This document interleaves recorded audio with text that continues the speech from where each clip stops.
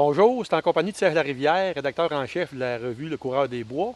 Salut Serge. Bonjour Denis. Ça va bien? Ça va très bien. Oui, aujourd'hui Serge, tu nous donnes une technique de trapage pour le lynx, Exact. autant le roux et le lynx du Canada, les Oui. deux. C'est similaire? C'est similaire, exactement. OK. À la cabane. La cabane. La cabane, c'est une technique classique, Denis, qui est dans les livres depuis longtemps. Paul Provencher faisait ça dans les livres. Paul Provencher, la cabane, c'est un piège à toutes. C'est ça. La cabane, aujourd'hui, il n'y a plus grand monde qui s'en sert. C'est l'effort de construction. Ça a des faiblesses. Des fois, les animaux arrivent par en arrière. OK. Pour le lynx du Canada, c'est encore une très bonne méthode de piégeage. Fait que je vais te montrer comment tendre ça OK. pour le lynx. OK. Premièrement, on va attacher notre appât au fond. Ici, j'ai un petit morceau de viande là, qui va faire. Je vais l'attacher sur une pôle dans le fond de ma cabane.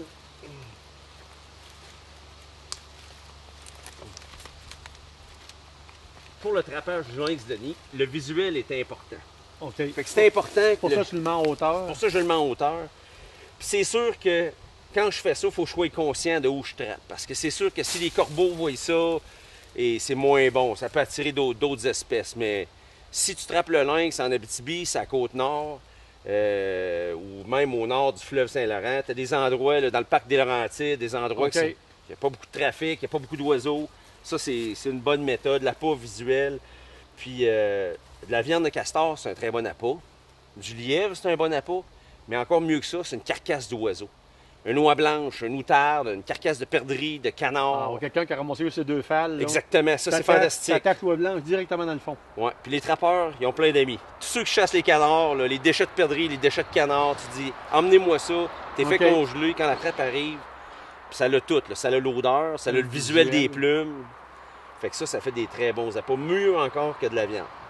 Puis là, Denis, je veux profiter de l'occasion pour te parler de la broche de quincaillerie. Oui. Hein? C'est avec ça que j'ai attaché l'appât. Ça, c'est de la broche de calibre 16. OK. Des fois, tu vas voir les gens achètent ça, ils disent, c'est ça de la bonne broche à coller. Ça, c'est bon pour attacher des appâts, c'est tout. OK. Fait que tous les trappeurs devraient en avoir, mais c'est pas bon, c'est pas assez solide pour tenir des collets. OK. C'est vraiment pour attacher des appâts. Fait tes collets, tes pièges, pas avec ça. Non, c'est Ça mieux. prend du numéro 12. Ouais, Doublé. 14 ou 12, ouais, c'est OK. ça. Exactement. Mais pour attacher les appâts, c'est la broche malléable. C'est toujours pratique d'avoir ça. Mais pas le piège. Non, c'est ça. OK. Maintenant, Une cabane comme ça, tu peux la faire au piège à rétention puis au piège en X. ouais, pour le lynx du Canada, Denis, c'est l'avantage, c'est que tu peux tendre soit au piège à rétention, tu pourrais soit mettre un piège en X de grosseur 330, OK. ou tu pourrais soit mettre un collet. Les trois sont bons pour le lynx. OK. Le lynx du Canada, il y a un désavantage, c'est quand tu as un lynx de mort, les autres lynx vont le manger. C'est bizarre, ça. Les chats font ça. Ils Donc, se mangent entre eux autres. ouais, donc il y a beaucoup de trappeurs de lynx. Dans les années où il y a beaucoup de lynx, qui aiment mieux les prendre au piège à rétention, parce que le lynx vivant, lui, il se fera pas manger, il va se défendre. OK. Tandis que si tu prends un piège en X ou un collet, tu vas arriver là, il va avoir un morceau de lynx, puis les autres lynx vont l'avoir mangé. Et là, je vais te montrer quoi faire si tu veux régler le problème. C'est que dans le fond, il faut que tu mettes des pièges assez pour tout le monde. OK. Faut que tu pognes tous les lynx qui sont là. OK. OK. Puis si t'en pognes juste un, puis il est vivant, il n'y a pas de problème. Parce que souvent, ils se tiennent en groupe. C'est ça. Souvent, ils C'est dans vont un voyager petit en groupe. famille. En 2, famille. 3, 4. OK, Donc, de si 2 à t'en 4. pognes un, puis il meurt, il y a bien des chances que les autres le mangent. OK. Fait que c'est pour ça que beaucoup de trappeurs de lynx aiment mieux travailler au piège à rétention pour cette raison-là. OK. Évidemment, si on prend ça, on visite plus souvent. Là, maintenant, je vais le tendre, puis je vais te montrer une petite affaire. Je vais le tendre humain parce que pour le lynx, l'odeur, ça n'a pas d'importance. C'est pas comme le canidé. Non, c'est pas le canidé. Le piège ici que je vais prendre, c'est un numéro 3 soft catch. Donc, un piège à mâchoire coussiné de caoutchouc. C'est un piège que je peux prendre pour le coyote. Puis là, évidemment, si je ne trappe pas le coyote, je m'en sers pour le lynx. OK.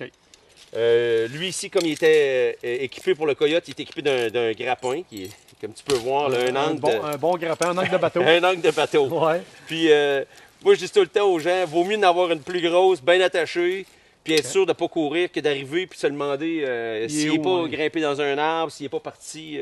OK. Donc, évidemment, avec ça, là, tu peux t'imaginer... Il va pas loin. Il va pas loin. Puis là, si je veux pas prendre de chance, je vais l'agripper quelque part après une racine d'arbre, fait que je vais T'as être pas sûr. loin de la cacher comme telle en dessous des feuilles. Non, non, on n'a pas besoin de faire ça.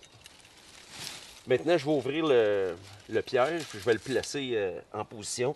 Ça, c'est un piège numéro 3. La meilleure façon d'ouvrir les pièges à rétention, Denis, ça demeure avec les mains. Il n'y a pas d'outils, là. Je pensais que c'était avec les deux pieds, moi. Oui, avec les deux pieds, ça va bien aussi. On va voir. Si je me pogne On a besoin de bloopers de temps en Ouais, temps, c'est ça. Serge. Non. Tu peux te faire pogner, ça ne me dérange pas.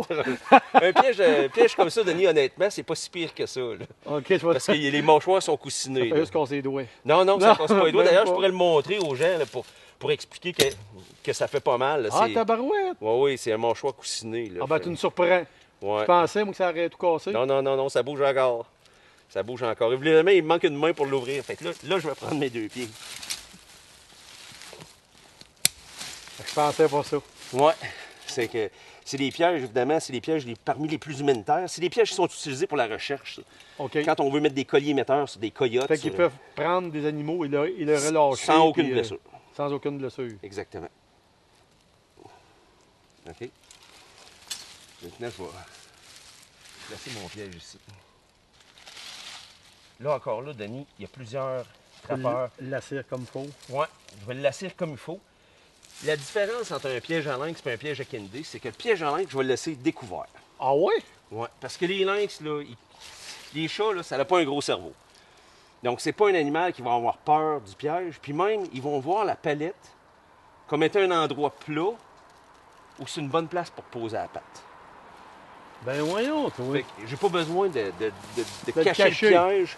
Mais ce que je vais faire, Je savais pas ça. avec mes sécateurs, je vais faire un peu de psychologie Animal. animale.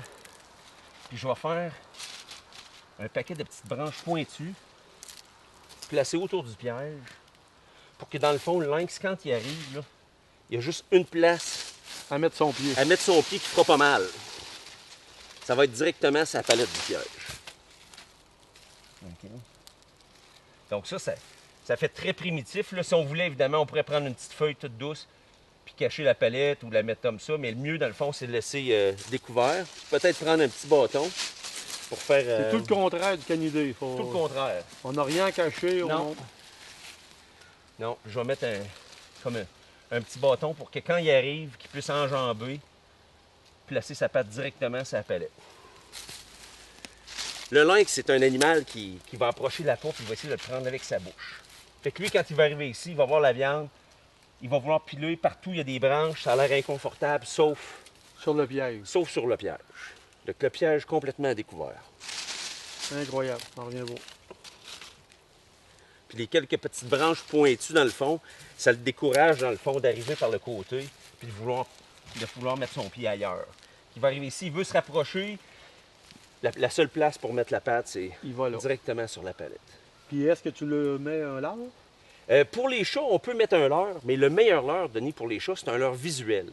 OK. Donc, au lieu d'avoir un olfactif, quelque chose qui sent, on va mettre une aile de perdrix, une assiette d'aluminium, un bout de ruban, Une aile de dinde. une aile de dinde, ça serait parfait, parce que j'en ai une.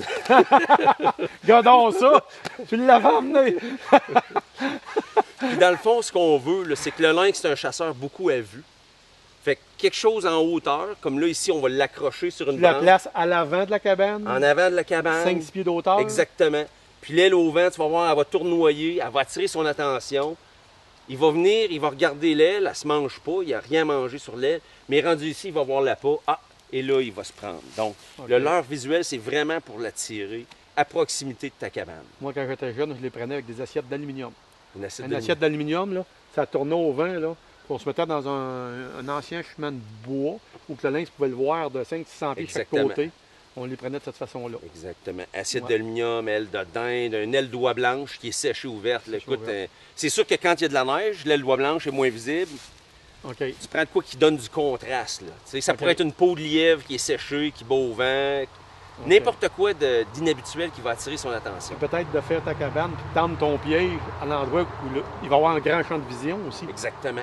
Puis Tu le as lynx- parlé des chemins forestiers. Excellent endroit. Les bordures de sentiers sur le bord d'une rivière où les pêcheurs passent l'été. Oui. Ben, les lynx vont souvent passer là aussi. Fait que OK. ça peut être un endroit. Il y a un grand bout de droit. Tu mets ton aile de perdrix dans le sentier avec la cabane juste un petit peu à côté. C'est des très bons endroits aussi pour le lynx. OK. Bon, Fait que ben, ça, c'est une technique assez simple. merci pour ta technique du lynx, Serge. C'est très apprécié. Ça fait plaisir. Merci.